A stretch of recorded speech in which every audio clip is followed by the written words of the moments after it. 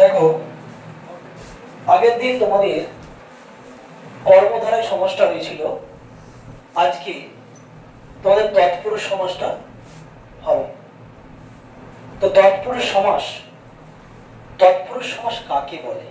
আমি যেমন আগের দিন বলেছিলাম যে উদাহরণ থেকে আমরা সংজ্ঞায় যাব, আজকে আমরা কিছু একটা উদাহরণ দেবো, উদাহরণ দিয়ে তবে আমরা সংজ্ঞায় যাবো। ধরো আগে উদাহরণটা লিখছি। ধরো ছাত্রদের জন্য আবাস সমান কি ছাত্রাবাস। ছাত্রদের জন্য আবাস সমান কি ছাত্রাবাস। আবার জন্য বললাম কলাকে বেচা সমান কলা বেচা। ঠিক আছে, আবার তো বলছি মধু দ্বারা মাখা, মধু দ্বারা মাখা সমান কি মধু মাখা। তাহলে তৎপুরুষ সমাসের উদাহরণ যে বলি ছাত্রদের জন্য আবাস সমান কি ছাত্রাবাস, কলাকে বেচা সমান কি কলা বেচা, মধু দ্বারা মাখা সমান মধু মাখা। এই তিনটে উদাহরণ আরো অনেক উদাহরণ রয়েছে। তো এখানে দেখো এই যে ছাত্রদের একটা বিভক্তি পাচ্ছি, জন্য একটা অনুসর্গ পাচ্ছি, অনুসর্গ, কলাকে কেটা একটা বিভক্তি পাচ্ছি, দ্বারাটা একটা অনুসর্গ পাচ্ছি। তাহলে যখন এটা হচ্ছে ব্যাস বাক্য, ছাত্রদের জন্য আবাস, কলাকে বেচা, মধু দ্বারা মাখা, এটা ব্যাস বাক্য এবং প্রত্যেকটা এক একটা পদকে বলা হচ্ছে সমসমান পদ। এটা হলো পূর্বপদ, এটা হচ্ছে পরপদ, এটা জানি। এই পদটা যখন সমাসবদ্ধ পদ তৈরি, যেটা তো সমাসবদ্ধ পদ, এই সমাসবদ্ধ পদ যখন তৈরি হচ্ছে, এখানে দেখো বিভক্তিহীন হয়ে যাচ্ছে। বিভক্তিহীন হচ্ছে, বিভক্তি আসছে এবং অনুসর্গ থাকছে না। তৎ কথা হতো তার পুরুষ সমান তৎপুরুষ। তৎপুরুষ নিচে একটা সম্বন্ধ তৎপুরুষের উদাহরণ। তো আমরা এখানে দেখছি তাহলে তৎপুরুষ সমাস কাকে বলে? তৎপুরুষ সমাস কাকে বলে বলো তো? তৎপুরুষ সমাস কাকে বলে বলো? এখান থেকে তোমরা একটা সংজ্ঞা করো, কে পারবে বলো?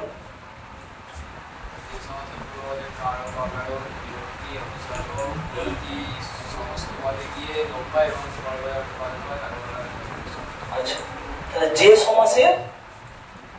সমাসের পূর্ব পদে থাকা কারক, অকারক, বিভক্তি আর অনুসর্গ, যে সমাসের পূর্ব পদে থাকা কারক, অকারক বা অনুসর্গ সমস্ত পদে গিয়ে লোপ পাচ্ছে। আর একটা জিনিস মনে রাখবে, পরপদের অর্থ প্রাধান্য পাচ্ছে। পরপদের অর্থ প্রাধান্য পাচ্ছে, তাকে বলা হচ্ছে কি সমাস? তৎপুরুষ সমাস। তাহলে যে সমাসের পূর্বপদে থাকা কারক, অকারক, বিভক্তি বা অনুসর্গ সমস্ত পদে গিয়ে লোপ পাচ্ছে এবং পরপদের অর্থ প্রাধান্য পাচ্ছে, তাকে আমরা কি বলবো? তৎপুরুষ সমাস। এই তৎপুরুষ সমাসে এগুলো ছাত্রদের জন্য আবাস সমান ছাত্রাবাস, আবার কলাকে বেচা সমান কলা বেচা, মধু দ্বারা মাখা মানে মধু মাখা। এই যে যেগুলো আসছে দেখো পরপদের আবাস, ছাত্র আবাস, পরপদের অর্থটা কিন্তু প্রাধান্য পাচ্ছে। তাহলে একে বলা হচ্ছে কি সমাস? তৎপুরুষ সমাস। ক্লিয়ার হয়েছে? বুঝতে পেরে আমরা তৎপুরুষ সমাস কাকে বলে জেনে গেছি। এবার তৎপুরুষ সমাসকে প্রধানত মোটামুটি 6টি ভাগে ভাগ করা যায়। কটি ভাগে বললাম? 6টি ভাগে। এই 6টি ভাগ কি কি? কর্ম তৎপুরুষ, 2 নম্বর করণ তৎপুরুষ, 3 নম্বর নিমিত্ত তৎপুরুষ, 4 নম্বর অপাদান তৎপুরুষ, 5 নম্বর অধিকরণ তৎপুরুষ, 6 নম্বর হচ্ছে সম্বন্ধ তৎপুরুষ সমাস। এই যে দেখ এই 6টা ভাগ যে পেলাম, দেখ কারকের সাথে এই সমাসের মিল রয়েছে। যেমন আমরা কারককে 6টি ভাগে ভাগ করেছিলাম, কর্তৃকারক, কর্মকারক, করণকারক, নিমিত্তকারক, অপাদানকারক, অধিকরণ কারক। আর দুটো অকারক ছিল, সম্বন্ধ পদ আর সম্বোধন পদ। এখানেও দেখ এই ছটা কারক সম্পর্ক নিমিত্ত, কারকের সংজ্ঞাতেই আমি বলেছিলাম, তৎপুরুষ সমাসের সংজ্ঞাতেই বলেছিলাম, তাই না? এখানেও কিন্তু এছাড়াও গঠনগত অর্থগত থাকে। এই তৎপুরুষ সমাকে আরো 5টি ভাগে ভাগ করা যায়। একটা হচ্ছে উপপদ তৎপুরুষ, 2 নম্বর উপসর্গ তৎপুরুষ, 3 নম্বর ক্রিয়া বিশেষণ তৎপুরুষ, 4 নম্বর নং তৎপুরুষ, আর 5 নম্বর হচ্ছে ব্যক্তি তৎপুরুষ। এটা গঠনগত অর্থগত থেকে প্রধানত তৎপুরুষ সমাসকে 6টি ভাগে ভাগ করা যায়। এই প্রত্যেকটা কর্ম, করণ, নিমিত্ত, অপাদান, অধিকরণ, সম্বন্ধ, এইটা তোমাদের পাঠ্যাংশে রয়েছে বিস্তারিতভাবে আলোচনা। এটা এবার আমি একটা একটা করে আলোচনা করব। ওকে, দেখো তোমরা দেখ, এবার আমরা বললাম যে তৎপুরুষ সমাসের 6টি ভাগ, প্রধানত 6টি ভাগের। প্রথম হচ্ছে কর্ম তৎপুরুষ সমাস। দেখ, কর্ম তৎপুরুষ সমাস আমি বলেছিলাম আগে উদাহরণ দেখবো, উদাহরণ থেকে তারপর আমরা সংজ্ঞায় যাব। দেখ, উদাহরণ হচ্ছে কলাকে বেচা সমান কি? কলা বেচা। রথকে দেখা সমান কি? রথ দেখা। হাতকে দেখা সমান কি? হাত দেখা। বাসনকে মাজা সমান কি? বাসন মাজা। কাপড়কে কাচা সমান কি? কাপড় কাচা। দেখ, এখানে দেখ পূর্বপদ, পরপদ। পূর্বপদ দেখ বিভক্তিগুলো আছে, বিভক্তিগুলো আছে, এবং যখন সমাসবদ্ধ পদে তৈরি হচ্ছে সেটা দেখতে বিভক্তিটা লোপ পেয়ে যাচ্ছে। প্রত্যেকটা দেখ বিভক্তি লোপ পেয়ে যাচ্ছে। তাহলে এখান থেকে আমি সংজ্ঞাটা কি করব? যে তৎপুরুষ সমাসে, যেহেতু ভাগ পাচ্ছিস, যে তৎপুরুষ সমাসে কর্মকারকের, পূর্বপদে কর্মকারকের বিভক্তি সমস্ত পদে গিয়ে লোপ পাচ্ছে এবং পরপদ অর্থ প্রাধান্য পাচ্ছে, তাকে বলা হচ্ছে কর্ম তৎপুরুষ সমাস। তুই এইভাবে বলতে পারিস যে তৎপুরুষ সমাসে কর্মকারকের অর্থ প্রকাশ পায়, যে তৎপুরুষ সমাসে কর্মকারকের অর্থ প্রকাশ পায় এবং পূর্বপদে কর্মকারকের বিভক্তি কে সমস্ত পদে গিয়ে লোপ পাচ্ছে। এই এক্সাম্পলটা প্রত্যেকটা উদাহরণ নিয়ে আমি দেবো। এক্সাম্পল বলতে মানে সংজ্ঞাটা ভালো করে শুধু ঘুরিয়ে দেবো। কি বললাম? যে তৎপুরুষ সমাসে কর্মকারকের অর্থ প্রকাশ পাচ্ছে এবং পূর্ব পদে থাকা এই যে কে বিভক্তিটা সমস্ত পদে গিয়ে লোপ পাচ্ছে এবং পরপদের অর্থ প্রাধান্য পাচ্ছে, তাকে বলা হচ্ছে কর্ম তৎপুরুষ সমাস। যেমন আমরা কর্মকারকে সাধারণভাবে কি শিখেছিলাম যে ক্রিয়াপদকে কি বা কাকে দিয়ে প্রশ্ন করলে যে উত্তরপদ পাওয়া যায় তাকে বলেছিলাম কর্মকারক। যাক, লিখেছিলাম কলাকে বেচা। সাধারণভাবে কাকে বেচা? কলাকে বেচা। রথকে দেখা, কাকে দেখা? রথ দেখা। হাতকে দেখা, কাকে দেখা? হাত দেখা। পরপদের পর দেখা, এই দেখাটা প্রাধান্য পাচ্ছে এখানে। বেচা, কলা বেচা, কলাকে বেচা, বেচাটা প্রাধান্য পাচ্ছে। এই জন্য বলা হচ্ছে যে তৎপুরুষ সমাসে পূর্বপদের বিভক্তি সমস্ত পদে গিয়ে লোপ পাচ্ছে এবং কর্মকারকের অর্থ প্রকাশ পাচ্ছে এবং পরপদে অর্থ প্রাধান্য পাচ্ছে, তাকে বলা হচ্ছে কর্ম তৎপুরুষ সমাস। যেভাবে বলবে সেটাই কিন্তু উত্তর হবে। তারপরে আমি দেখি করণ তৎপুরুষ। দেখ, করণ কারকের বলেছিলাম যে দিয়ে দ্বারা এগুলো থাকবে না, বলেছিলাম তো দিয়ে দ্বারা এগুলো থাকবে, এগুলো থাকলে করণ কারকের হয়। এখানেও দেখ, এই যে হাত দ্বারা ধরা সমান হাত ধরা, লাঠি দ্বারা খেলা সমান কি? লাঠি খেলা, ছাতা দিয়ে পেটা সমান কি? ছাতা পেটা। যা উদাহরণ দিবি হবে দিয়ে দ্বারা যেগুলো হবে, ঠিক আছে? এই যে দিয়ে বা দ্বারা এগুলো তো অনুসর্গ। আমি তো বলেছিলাম সংজ্ঞাতে, তৎপুরুষ সমাসের সংজ্ঞাতে কি বলেছিলাম বলো?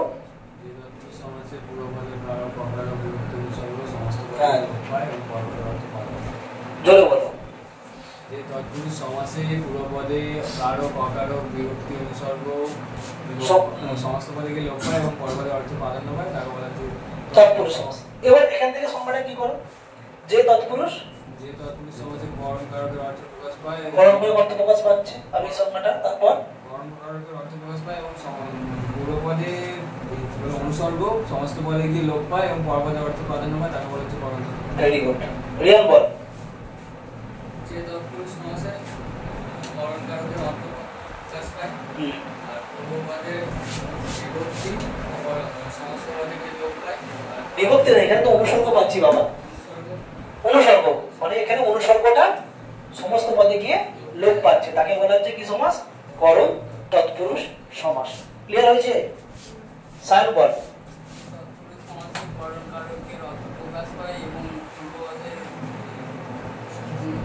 অনুসর্গটা সমস্ত পদে গিয়ে লোপ পাচ্ছে, তাকে কি বলা হয়? করণ তৎপুরুষ সমাস। দেখ নিমিত্ত তৎপুরুষ সমাস, দেখ এটাও আমি উদাহরণ থেকে যাব। রান্নার জন্য ঘর সমান কি? রান্নাঘর। স্মৃতির উদ্দেশ্যে মন্দির সমান স্মৃতি মন্দির। বিয়ের জন্য পাগলা সমান বিয়ে পাগলা। ঠিক আছে? এই যে তৎপুরুষ সমাস, নিমিত্ত তৎপুরুষ সমাস, এখানে দেখ অনুসর্গ, এই অনুসর্গটা কি হচ্ছে? অনুসর্গ আর র বিভক্তি গুলো কি হচ্ছে? মানে সমাসবদ্ধ পদে গিয়ে কি হচ্ছে? লোপ পেয়ে যাচ্ছে। আচ্ছা তো হ্যাঁ, এবং পরপদ অর্থ বাঁধানো আছে। একই ভাবে সংজ্ঞা বল যে তৎপুরুষ সমাসে প্রকাশ পায় বিভক্তি, র বিভক্তি রয়েছে, রান্নার বিভক্তি ও অনুসর্গ সমস্ত পদে গিয়ে লোপ পাচ্ছে এবং পরপদের অর্থ প্রাধান্য পাচ্ছে, তাকে কি বলা হয়? নিমিত্ত তৎপুরুষ সমাস। এর বলতে পারবি? বল দেখি।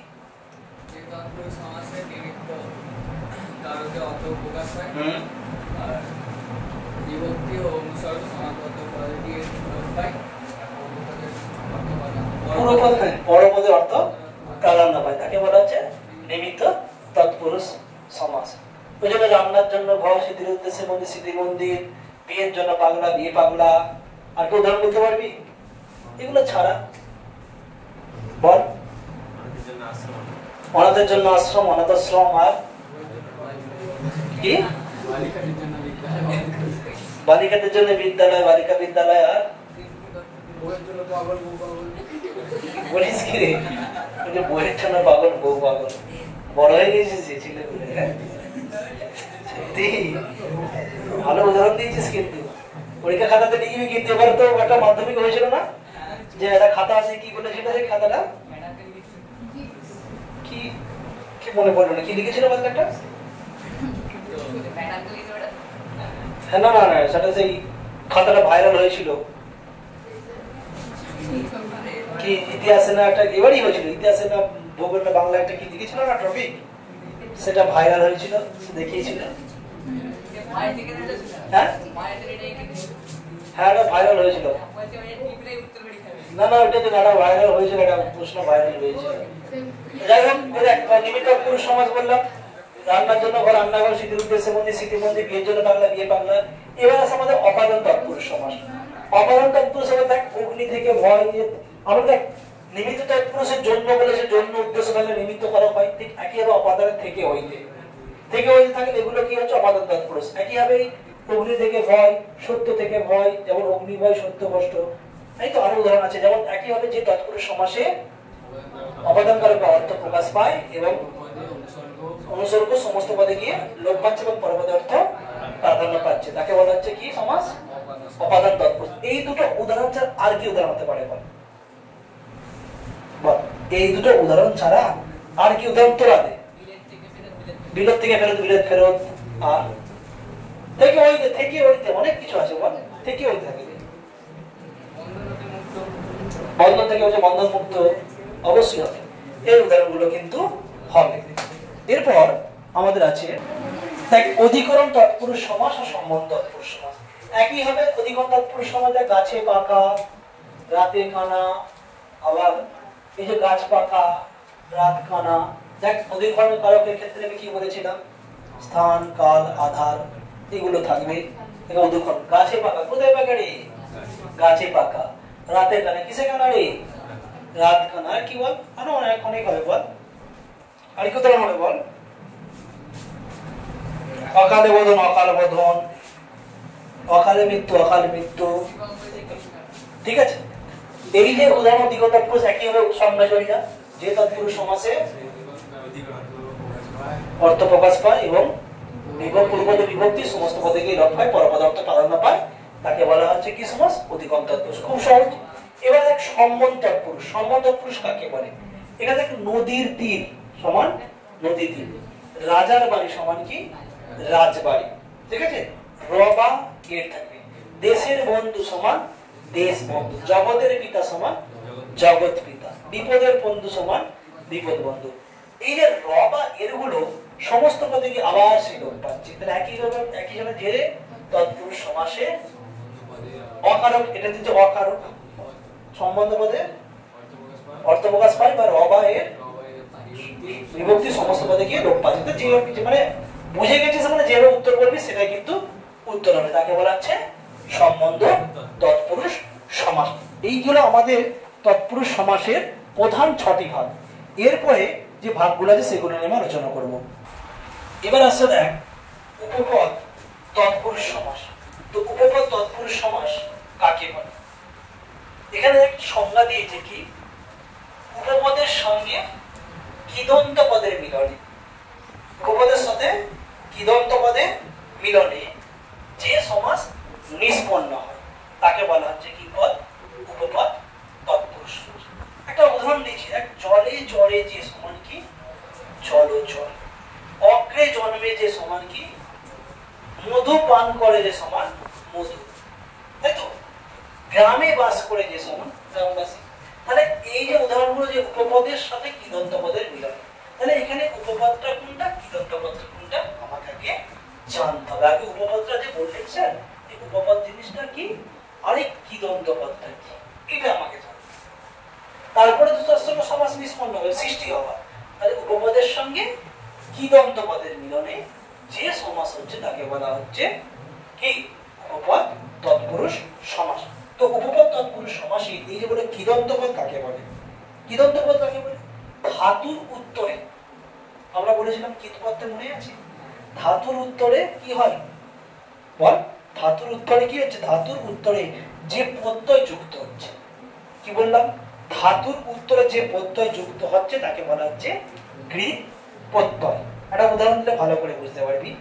ধাতুর উত্তরে যে প্রত্যয় যুক্ত হয় তাকে কৃৎ প্রত্যয় বলা হয়, আর কৃৎ প্রত্যয়ান্ত যুক্ত শব্দকে বলা হচ্ছে কৃদন্ত পদ। আর তদ্দিদান্ত তদ্দিত প্রত্যয়ান্ত যুক্ত বলা হচ্ছে তদ্দিদান্ত। যেমন কর্তব্য, কৃ ধাতু তব্য প্রত্যয় সমান কি কর্তব্য, এই কৃটা ধাতু, কৃত ধাতু কৃদন্ত পদ। তাহলে ধাতুর উত্তরে যে প্রত্যয় তৈরি হচ্ছে তাকে বলা হচ্ছে কি প্রত্যয়? কৃৎ পদ। যেমন গন্তব্য, গম ধাতুর তব্য প্রত্যয়, কর্তব্য কৃ ধাতুর তব্য প্রত্যয়। এই যে ধাতুর উত্তরে যে প্রত্যয় তাকে বলা হচ্ছে কৃদন্ত পদ। অর্থাৎ কৃৎ প্রত্যয়ান্ত যুক্ত শব্দকে বলা হচ্ছে কৃদন্ত পদ। ক্লিয়ার হয়েছে? এবার আমি বলছি উপপদটা কি। ধর একটা উদাহরণ দিচ্ছি, সমাস নিষ্পন্ন কৃদন্ত পদের পূর্ববর্তী তাকে উপপদ বলে। ধর একটা উদাহরণ দিচ্ছি এখানে, ইন্দ্রজিৎ। ইন্দ্রজিৎ মানে ইন্দ্রজিৎটা সমাস নিষ্পন্ন করলে কি হবে? ইন্দ্রজিৎ। এই উদাহরণে আমি বললাম জি বর্গীর জয় হস্যই, জি ধাতুর কি প্রত্যয়, কয় বয় হস্যই ব, ঠিক আছে? এই জিৎ ইন্দ্রজিৎ জি ধাতুর কি প্রত্যয় ইন্দ্রজিৎ। শোন এই দেখ এখানে বলছে ইন্দ্রজিৎ, উদাহরণ দিলাম, জি ধাতুর কি প্রত্যয়, জিটা ধাতু আর কিপটা হচ্ছে প্রত্যয়। জিটা কি? জিটা ধাতু আর কিপটা কি রে? কিপটা হচ্ছে প্রত্যয়। এই যে ইন্দ্রজিতের জিৎ, এই জিৎটাকে বলা হচ্ছে কৃদন্ত পদ। জিৎটাকে কি বলা হচ্ছে? কৃদন্ত পদ। ধাতুর উত্তরে ধাতুর উত্তরে যে পদটা হচ্ছে তাকে বলে কৃৎ প্রত্যয়, আর কৃৎ প্রত্যয়ান্ত কৃৎ প্রত্যয় জি ধাতু। ধাতুর উত্তরে যে প্রত্যয়, ধাতুর উত্তরে যে প্রত্যয় জি ধাতুর কৃৎ প্রত্যয়, এর উত্তরে যে তৈরি হচ্ছে কৃদন্ত পদ বলা হচ্ছে। জিৎটা হচ্ছে কৃদন্ত পদ। এবং কৃদন্ত পদের পূর্ববর্তী পদটা যেটা আছে এই ইন্দ্র, এই ইন্দ্রটাকে বলা হচ্ছে উপপদ। এবার ক্লিয়ার হয়েছে নাকি বল? এবার ক্লিয়ার হয়েছে নাকি বল? বল কি বললাম? আমি বললাম ধাতুর উত্তরে যে প্রত্যয় যুক্ত হচ্ছে, ধাতুর উত্তরে যে প্রত্যয় যুক্ত হচ্ছে তাকে কি বলা হচ্ছে কৃৎ প্রত্যয়। এই কৃৎ প্রত্যয় যুক্ত পদকে বলা হচ্ছে কৃদন্ত পদ। তাহলে এই যে ইন্দ্রজিৎ যে বললাম, ইন্দ্রজিতের দেখ জিৎ, জিৎটা হচ্ছে কৃদন্ত পদ, কারণ জি ধাতুর কৃৎ প্রত্যয়। যেটা ধাতু, ধাতুর সাথে প্রত্যয় যুক্ত হয়ে কি তৈরি হয়? কৃদন্ত পদ। ধাতুর সাথে প্রত্যয় যুক্ত করে কি হয়? কৃদন্ত পদ। ধাতুর সাথে এই ধাতুর সাথে প্রত্যয়, এটা ধাতু এটা প্রত্যয়, এটা যুক্ত কি তৈরি হয় রে? কৃদন্ত পদ। এই জীবটা কি পদ? তো কৃদন্ত পদ। কৃদন্ত পদ। এই কৃদন্ত পদের আগের পদটাকে কি বলা হচ্ছে? উপপদ। পারবি? তাহলে উপপদ তৎপুরুষ সমাস কাকে বলে? ওই জন্য বলছি উপপদের সঙ্গে কৃদন্ত পদের মিলনে যে সমাস হচ্ছে তাকে বলা হচ্ছে কি? উপপদ তৎপুরুষ সমাস। যেমন অগ্রে জন্ম যে সমান অগ্রজ, জলে চড়ে যে সমান জলচর, মধু পান করে যে মধু, গ্রামে বাস করে যে গ্রামবাসী, এইগুলোকে বলা হচ্ছে উপপদ তৎপুরুষ সমাসের উদাহরণ। এবার আমরা আর যে দুটো তিনটে আছে সেগুলো আলোচনা করব। দেখ, এবার আছে নং তৎপুরুষ সমাস। নং তৎপুরুষ সমাস কাকে বলে? দেখ, প্রথমে হচ্ছে নয় চেনা সমান কি? অচেনা। নয় কাজ সমান কি? অকাজ। আর কি? আরো অনেক কথা আছে। নয় চেনা সমান অচেনা, অসম্ভব নয় সম্ভব সমান অসম্ভব, হ্যাঁ, নয় সাধু সমান অসাধু হবে, নয় কাল সমান অকাল, অনেক হবে। সবসময় দেখবি নেগেটিভ আসবে, আর সবসময় দেখবি অ থাকবে। ম্যাক্সিমাম ক্ষেত্রে কি হচ্ছে, মানে নেগেটিভ বাচক অ থাকবে, প্রত্যেকটা দিকে অ থাকবে। এটা তো উপসর্গের কাছে আছে, তাই না? আর কি? অজানা নয় জানা, অচেনা নয় চেনা, ন দেখা অদেখা, আর কি? অনেক উদাহরণ হবে, অনেক উদাহরণ দেবে। একে কাকে বলে আমাকে জানতে হবে। নং তৎপুরুষ সমাস তাহলে কাকে বলে? নং তৎপুরুষ সমাস কাকে বলে? কাকে বলে নং তৎপুরুষ সমাস? যে সমাসের পূর্বপদে, যে সমাসের পূর্বপদে নয়, না ইত্যাদি অর্থবোধক প্রকাশ পায়, তাই তো? এবং এগুলো নামবাচক অব্যয়। এই উপসর্গ উত্তরপদে বিশেষ্য কিংবা বিশেষণ হতে পারে। উত্তরপদে বিশেষ্য কিংবা বিশেষণের সঙ্গে নেতিবাচক সম্বন্ধ স্থাপন করে। উত্তরপদে কি বললাম? বিশেষ্য আর বিশেষণ কিংবা বিশেষণের নেতিবাচক একটা সম্বন্ধ স্থাপন করে। নেতিবাচক, পূর্বপদে বিশেষ্য বা বিশেষণ একটা নেতিবাচক প্রভাব। ম্যাক্সিমামটা দেখবি সেই উপসর্গের মতো যে জিনিসগুলো থাকে, অদেখা, মানে নেগেটিভ কথাবার্তা যেগুলো আছে, অচেনা অজানা। ওই জন্য বলছে যে সমাসে পূর্বপদে ন বা না বা নয় ইত্যাদি নাবাচক কিন্তু অব্যয়টা থাকবে। এবং উত্তর পদে কি হবে? বিশেষ্য কিংবা বিশেষণ। উত্তর পদে কি বললাম? বিশেষ্য কিংবা বিশেষণের সঙ্গে নেতিবাচক একটা সম্বন্ধ স্থাপন করে। কি স্থাপন করে? নেতিবাচক একটা সম্বন্ধ স্থাপন করে, তাকে বলা হচ্ছে নং তৎপুরুষ সমাস। অনেক উদাহরণ আমরা পাবো। নয় কাল অকাল, নয় আচার অনাচার, তাই তো? নয় সদেশ বিসদেশ, আবার নয় ঐক্য অনৈক্য, নয় রসন অনশন, নয় আহার অনাহার, এইগুলো পাবো। তারপরে দেখো উপসর্গ। উপসর্গ মানে দেখেছি আমরা সংস্কৃতে টোটাল কটা উপসর্গ পেয়েছিলাম? কোটা, প, পরা, অপসম, নি, অধি, অভি, এগুলো পড়েছিলাম না? এই উপসর্গ তৎপুরুষ সমাস দেবে এই যে প্র, অতি, এই যে জিনিসগুলো থাকবে। দেখো প, পর, অপসম, নি, দেখো প্র সমান প্র যে পবিত্র সমান প্রপবিত্র, অতি যে মানব সমান অতি মানব। দেখবে এইগুলো সব উপসর্গ পাবে। কি থাকবে? উপসর্গ। এগুলো প্রত্যেকটা উপসর্গ। এই উপসর্গযুক্ত শব্দকে বলা হচ্ছে উপসর্গ তৎপুরুষ সমাস। ঠিক আছে? তার উপসর্গ পূর্বপদে উপসর্গ থাকবে, পূর্বপদে কি থাকবে? পূর্বপদে থাকবে উপসর্গ এবং পরপদে বিশেষ্য বা বিশেষ্য। তাহলে কি বললাম? যে সমাসে পূর্বপদে উপসর্গ এবং পরপদে বিশেষ্য বা বিশেষণের মধ্যে যে সমাস হবে, বিশেষ্য বা বিশেষণের মধ্যে যে সমাস হবে তাকে কি সমাস বলা হয়? উপসর্গ তৎপুরুষ সমাস। তাহলে যে তৎপুরুষ সমাসে পূর্বপদে উপসর্গ থাকবে এবং পরপদে বিশেষ্য কিংবা বিশেষণের মধ্যে যে সমাস হয় তাকে বলা হচ্ছে কি সমাস?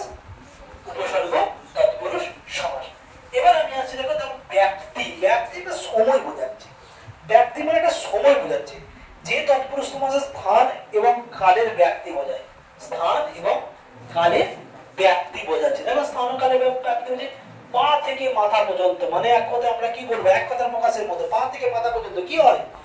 আপাত মস্তক বলা হয়। চিরকাল ব্যাপিয়া সুখী সমান কি? চিরসুখী, চিরকাল ব্যাপী দুঃখী সমান কি চিরদুঃখী। ঠিক আছে, আবার জানু পর্যন্ত শোনা আজানু, এই যে উদাহরণগুলো আছে একে বলা আছে ব্যাপ্তি তৎপুরুষ সমাস।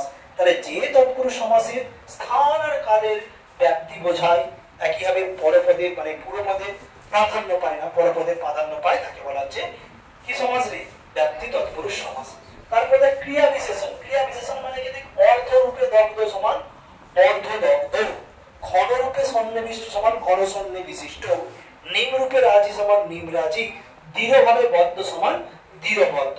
তাহলে যে তৎপুরুষ সমাসে পূর্বপদে ক্রিয়া বিশেষণ থাকে, পূর্বপদে কি থাকে বাবা?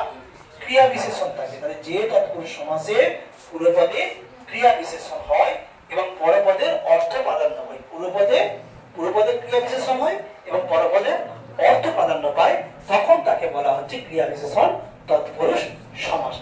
এই গেল আমাদের টোটালটাই তৎপুরুষ সমাসের ভাগগুলো এবং সংজ্ঞা, প্রত্যেকটা কিন্তু আলোচনা করে দেওয়া হলো। তোমরা এটা প্রত্যেকে পরের দিন অবশ্যই করে নিয়ে আসবে। ক্লিয়ার হয়েছে? ওকে, থ্যাংক ইউ।